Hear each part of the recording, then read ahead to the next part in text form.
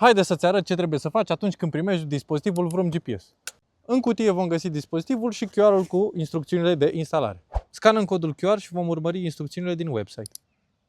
Acum descărcăm aplicația, aceasta este disponibilă pe Google Play pentru Android, respectiv App Store pentru iOS. În continuare vom instala dispozitivul pe bateria vehiculului. Scoatem dispozitivul din cutie, îi conectăm cablul, banda dublă adezivă pentru fixare, o lipim pe baterie, iar apoi conectăm cablul la bornele acesteia. Conexiunea este stabilă atunci când ambele beculețe clipesc. Dispozitivele trebuie montate cu scrisul în sus. Continuăm configurarea în aplicație, scanăm codurile QR de pe device,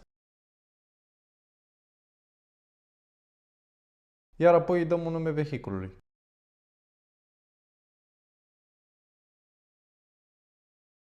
Și asta este tot. Acum te poți bucura de aplicație.